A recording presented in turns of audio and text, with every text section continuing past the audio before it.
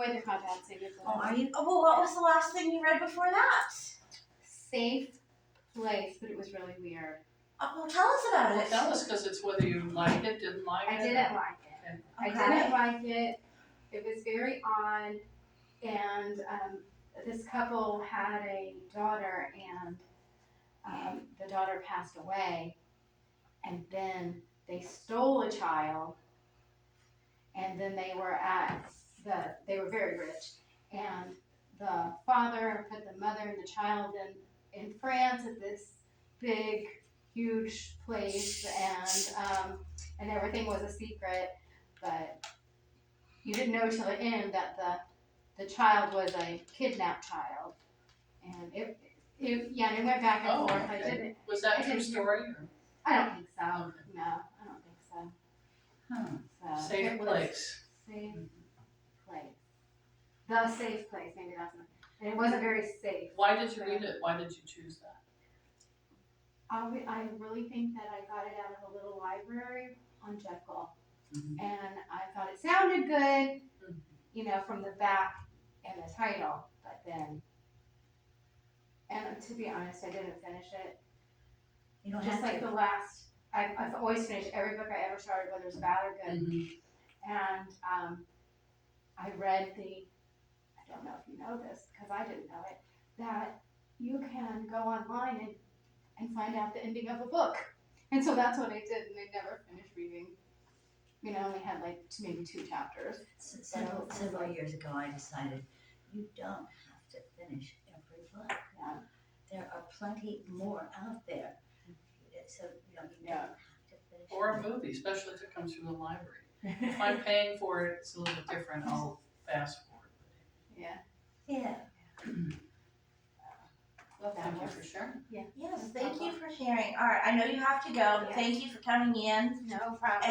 and contributing. Yes. All right, who wants to go next? Okay, well, I read a book from the library based on the movie, The Age of Innocence, by a very famous writer, Edith Wharton. She was also a designer, and there's a book about her stuff, and she lived, you know, in the 1920s or whatever, and so she was a very astute observation of society, kind of like what we were talking about with the book club, and societal expectations. So it starts in the late 1870s in New York, and it is written through the viewpoint of Mann. And he was engaged, but really was in love with the cousin, a divorcee, and that just wasn't cool to follow his heart, he thought. I mean, he could have, but he didn't. This is a novel? Yes, The Age of Innocence, also a movie. Okay. Very good It's movie. a familiar title. Yeah, I've seen the movie. I have not read the book, so And this so is interesting. in the narration of the movie was from the book. But, you know, the book itself, though, is really from this man's viewpoint. And I really liked it. It really holds up. I mean, the things, all those books really do.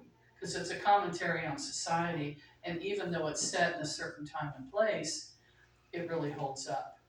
And I wanted large print. I never got around to asking for it again, so I didn't finish it. But I had gotten to the point where he went through with his marriage. And the movie was really good because, what's her name? The actress that played his wife? Oh, she's good. Winona Ryder? Yes. Yeah. Winona Ryder was so good. Everyone was in that movie. Because he took his wife to be a nincompoop who didn't know what was going on. Okay, but she knew exactly what, she was just playing it very, very cool. And that's why I feel she was so good, and everyone else was too. So I don't know if I should really say anything more about it in case you're interested in reading it, but you might have seen it. But to me, the point was, it ends in the 1920s where all these mores that he was slavishly following were no more. Society had changed, and yet he had patterned himself after something that was to pass away. Interesting. Yeah. So I do recommend both the book and the movie. I think what got me started on that was watching a documentary on the movie and how all the little things that they did, like every time they would change a partner for dancing at a house party or whatever they called them, they would change gloves. So they had all these white gloves there at the table, so the man would change that. Okay, sounds good. Yeah, I mean, with what we know now about germ theory, maybe we should bring that back. Yeah. Yeah, No harm done. yeah. Okay, so whoever's next. What you said though about the times of change reminds me the book I was recommending. It's called Horse by Geraldine Brooks, and it's another one of those books that we have a time frame in the 1850s to 1870s maybe, and then a time frame like around 1954 for a few years, and then a time frame to the present. And we go back and forth. I'm going to say most of the setting that I recall was like pre-Civil War.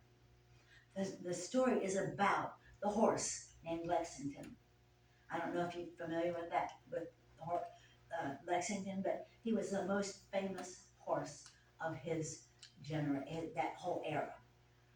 He won race after race after race, but the horse racing was much more popular in the South than it was in the North during that time.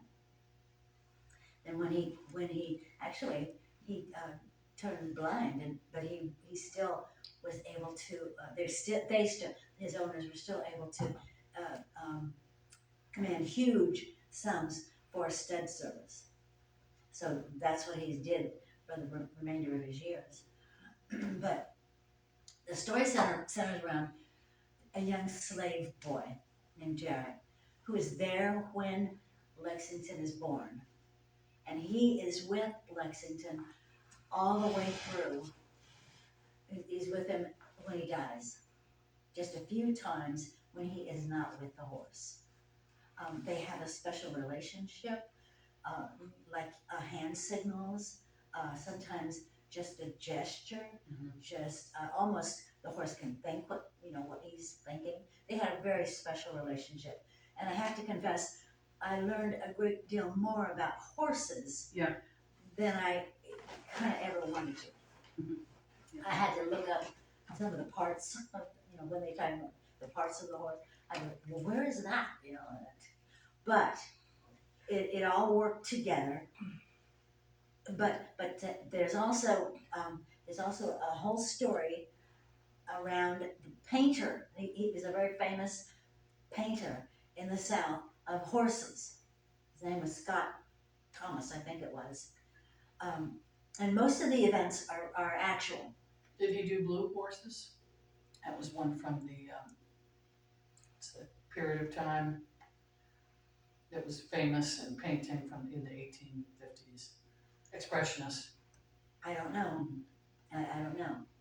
But he painted Lexington, I think, with Jarrett as a colt, and then again as the winner of the races. So I think there are 2 or 3 portraits of Lexington, and we follow those portraits all the way through the book.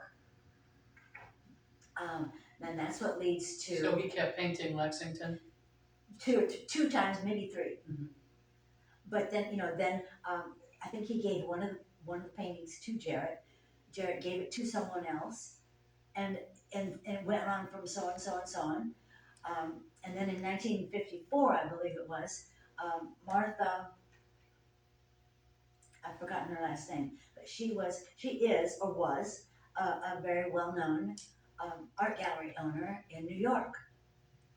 And she came up with this painting. And it's just interesting to you hear about a painting of a horse and I bet that's Lexington. Mm-hmm. Well, sure enough, it is. And then you just kind of follow that. You get a lot of history of artwork there in that era too. It seems to me Geraldine Brooks always, in most of her books, give us a lot more information than other authors do. Just lots and lots of, Edith Wharton does that too. feeding us information. And of course, it doesn't take away from the story at all, except I personally, like, well, move along here, But anyway, But sometimes it's helpful. yes, eventually, I think I feel that it works in. And then we come to the current age, and we introduce two new people. One who is, I don't even, gosh, what is she? She works at the Smithsonian, and she actually rebuilds, or what. It's been a few times a week since I read, and I read something else in between. So I thought, but she reconstitutes the bones into skeletons because we find out that at the Smithsonian, which we also learn a great deal about, there are thousands and thousands of exhibits that are boxed and in storage. They just don't have enough space, or maybe the times change, and there's no interest in that anymore. They're constantly changing their display areas. But there's this specialist from, I think, England comes over and wants to see the bones from Lexington. Well, they're like stored away in upper level storage area. They finally pull the box out, and it's labeled horse. That's all it's labeled. Anyway, she meets up with a young man. This young man I was mentioning, his name is Theo, from Nigeria, and he is a student at Georgetown, and he is an art history student. I think he's working on his doctorate. But as we go from one, and in the time frames go back and forth. So as we go from one time frame to another, of course, in the first time frame, it's a time of slavery. And we learned that the horse Lexington was given to the steward, but the rules of racing say that no black owner can run a horse on these tracks. So in effect, the horse is kind of stolen back to two other people. But Jared stays with the horse throughout the whole time,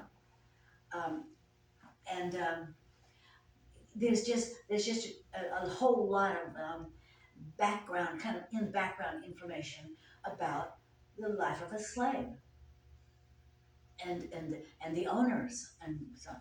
Well, then we come to 1954, and there's nothing there. There's nothing there about slavery. There's a little bit about race relations, where this young black woman is a maid to the gallery owner, and the black maid has this painting of Lexington, and she asks the gallery owner to appraise it or whatever, and the gallery owner discovers that, well, actually, I think she pays the maid like a couple $100 for it.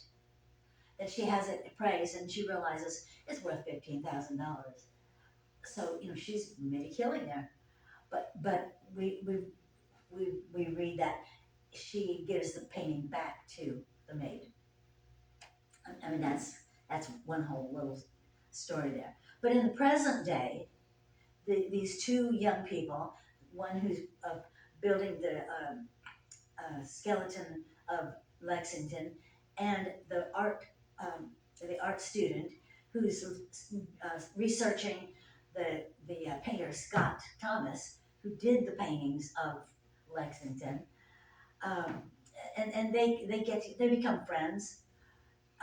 But the thing of it is, when you said like times change, I think nothing has changed. This young black man from another country doesn't understand how blacks are treated in the U.S. And he has several problems. Um, not being cautious enough, not being reading the signs of where it's safe to be and where it's not. Kind of like Till. Mm-hmm. Yes, and and the saddest sad part of all is he's jogging in the park in New York, and he he comes across a young woman who has fallen, and he tries to call 911. No signal. So he climbs down into the ravine where the girl has fallen, and he's trying to help her. And there's a policeman up above on the walkway, and the policeman sees a black man leaning over a white girl, and he shines the light right on the black man. And of course, Theo can't see. He holds up his phone to block the light so he can see what's going on, and the policeman shoots him. Because he thought it was a gun. He claimed, yes. Yeah. So she talks a bit about, well, come to find out, the policeman was a rookie. He'd only been on the force for a year. Yes, the police force needs better training, blah, blah, blah. But then she kind of goes over the list of young black unarmed men who have been killed by police over the past several decades. And, it's just, the names are so familiar. It's heartbreaking. Like you say, more things stay the same. When I was watching Till, because at the end it said they only passed anti-lynching legislation in 2022. 2022. And as I was watching this, I thought how sad, because something similar, at least similar to me anyway, happened, right here in 2020 in Brunswick. With Ahmad. Yeah. Yes. So. Yes, and that's one of the very few cases where the perpetrators were actually charged and found guilty. And they're still trying to press charges against the district attorney. I know. I know. She still hasn't been arraigned. So some things change and other things. Yeah, exactly. So it's way too slow. I don't know that I'm going to see much change in my lifetime. We've been going to a series of videos called the 1619 Project. It's at the college. Again, it's just heartbreaking. It's like, how could that happen? How could that possibly happen?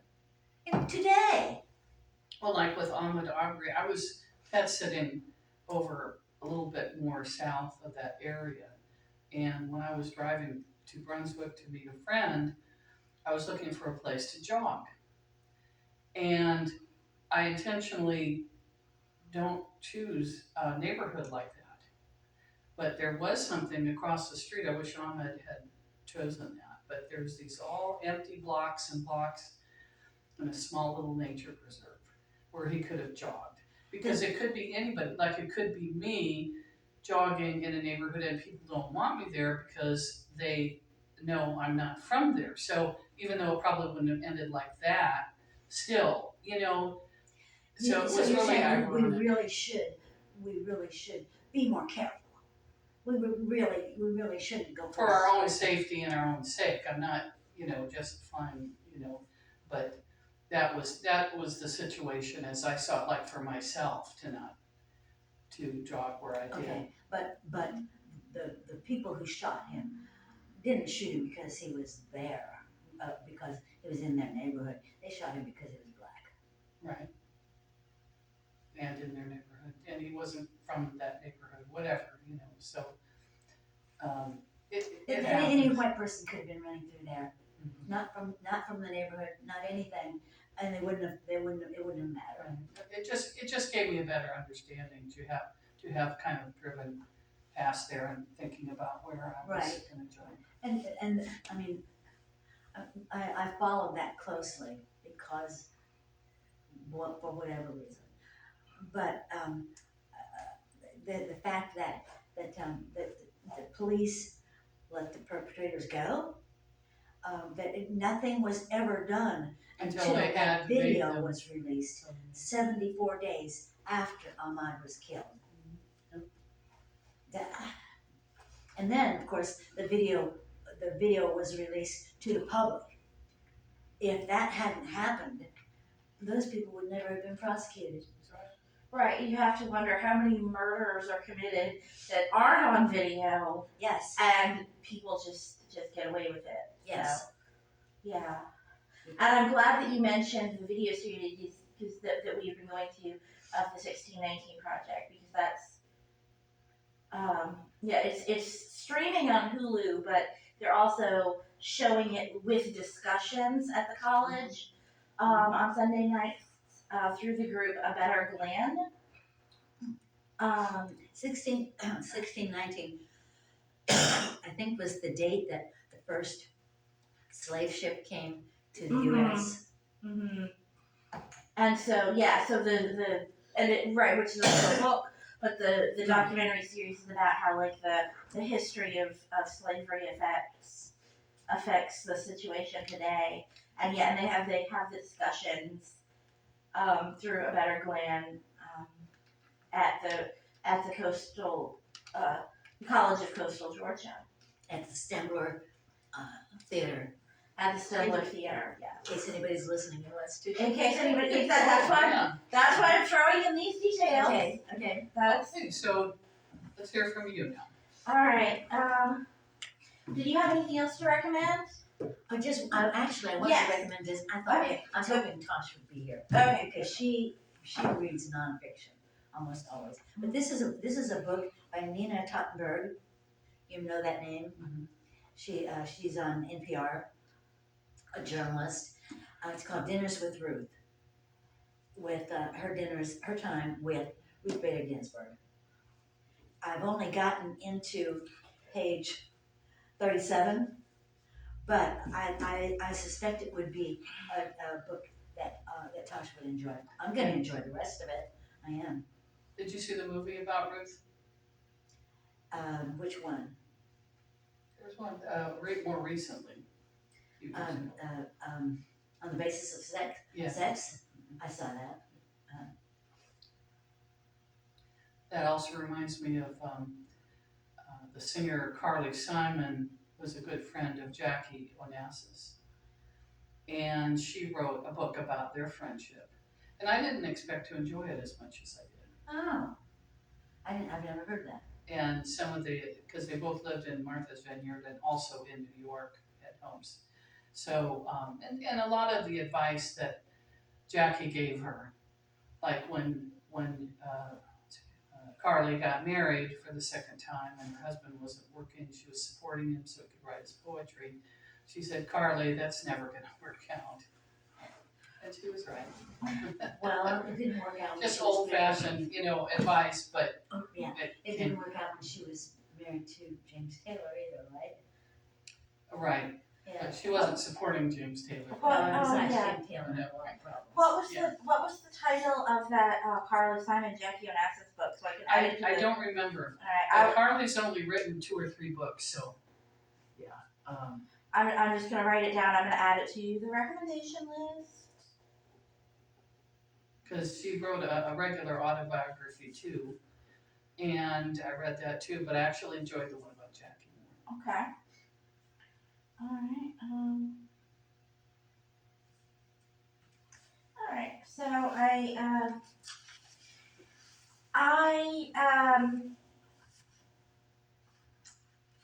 didn't come as prepared as I would have liked. I came a little bit prepared.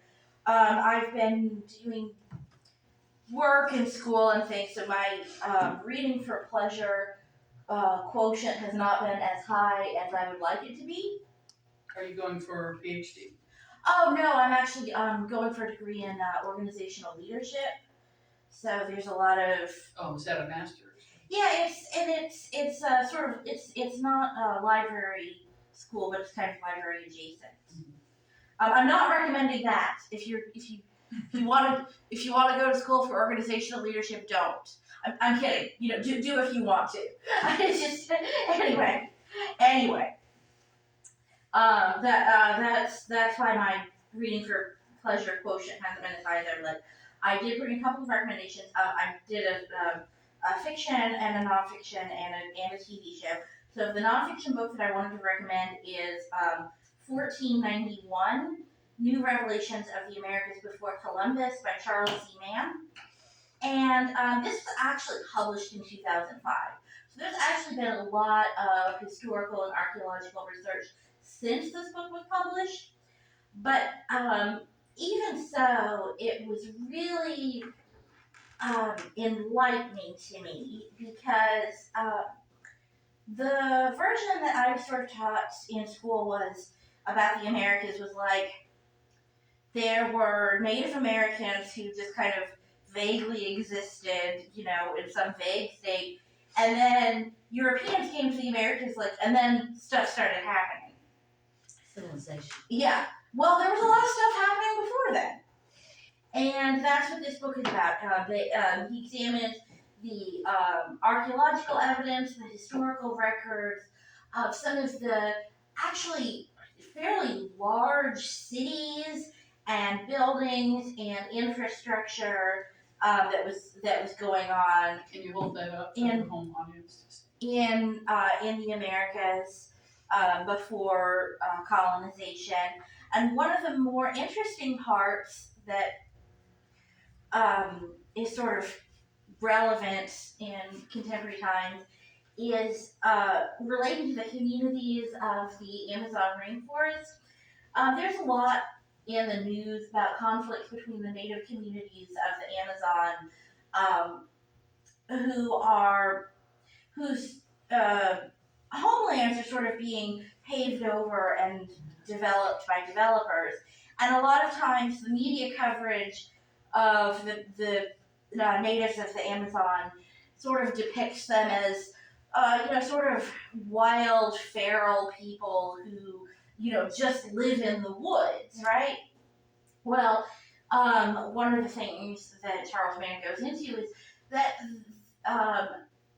the Amazon rainforest is actually human cultivated. Yes, I read that. The plants. Yes. The people who live there, it's essentially their farms and orchards that are being classified by the government as, wild land. It would be like if you had a cornfield and the government came in and said, well, this is just wild, unused land, so we're claiming it. It's not. It's people's farms, people's homes, people's livelihoods.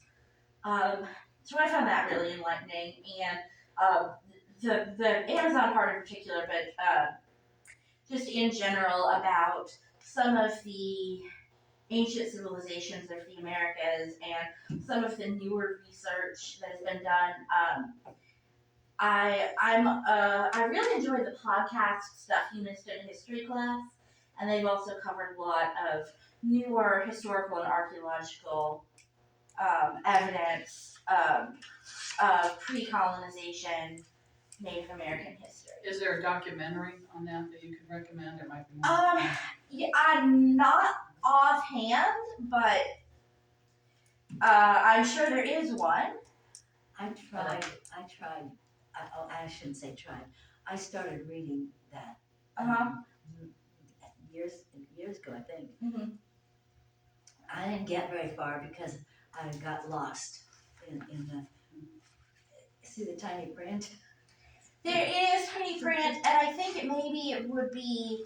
I mean, it was interesting to me. And I actually listened to a lot of it as an audiobook, but maybe some of it would be better with some maps or something. I mean, there are maps.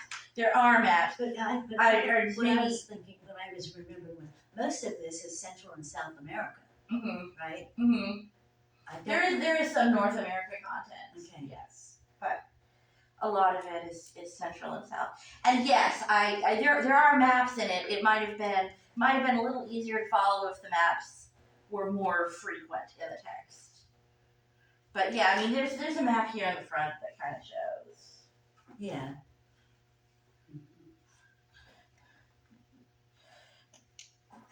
And that did help. It did. Yes. And then I don't have the book with me, but the fiction book I wanted to recommend is Indexing by Seanan McGuire. There's also a sequel called Indexing Reflections. And this was such an interesting premise to me. Yeah, Seanan McGuire.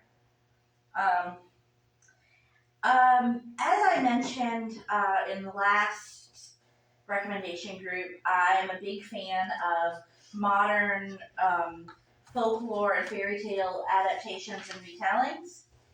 And this one is kind of an interesting twist on it because the premise is that fairy tales are real and they have real mythical power. And people who find themselves in situations that align with certain folk tales, sort of the folk tale takes on a life of its own, and people involved find themselves compelled to live out and follow out the story. And so indexing centers this sort of secret agency whose job it is to prevent people from being trapped in these folktales. And the protagonist is a Snow White who is trying to not be activated as a Snow White. So, for example, she always avoids apples. And there's a scene where there's a blonde woman who, for reasons unbeknownst to her, just keeps breaking into people's houses and sleeping on their beds. And like it sounds kind of funny the way I'm describing it, but it's actually it's just such an interesting premise that these stories have taken on such cultural and mythical significance that they in effect become real and become actual forces. And of course it's in the story it's taken to like a fictionalized extent, but there's a grain of reality in that people sort of expect real life to map onto fictional tropes a little bit and kind of follow along with the stories that they know. So I just found that to be an interesting story. Can you hold the picture up? Yes. I think it is an interesting story. For one thing, when you say that about she avoids apples, or when you say she goes in and sleeps, I mean it's like almost everybody, they get this picture in their minds that they know who that is. Yeah, exactly. It's such a well-known story that it makes me wonder. Well, if it's so well known, is there some actual truth in it? Mm-hmm. Like sometimes old wives' tale. Mm-hmm. Yeah, it's got to be something to yeah, it. like we say, well, now I see why the truth of that, and I don't know. I mean, you could carry that forward and say, well, okay, there's the truth in Snow White. Right. Yeah, Right. There's got to be something there. Mm-hmm. Right, and there is some kind of some things are gone into in the story into what real life basis there might be. I know that we usually recommend movies. I haven't watched many movies lately, but I did have a TV show that I wanted to recommend. It's called For All Mankind, and it's streaming on Apple TV. If you have an Apple TV, log in, or if you can access one. This was also something that I thought was an interesting premise. It was recommended to me by my good friend who was very into all things Soviet space program. And For All Mankind is kind of an alternate history of what would happen if the Soviet cosmonauts had landed on the moon before the Americans did in 1969.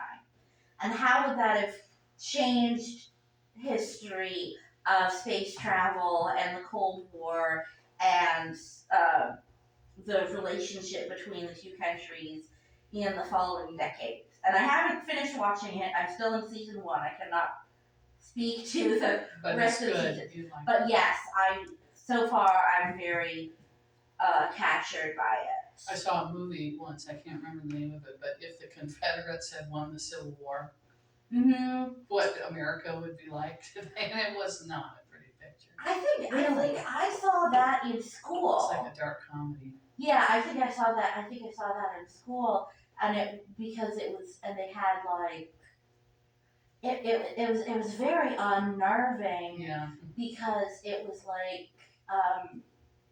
they had like modern day advertisements, but it was like products to track your runaway slaves. I remember that. Oh. And there was another famous fiction writer, if the Nazis had won World War II, Mm-hmm. wrote some things in there. Yeah,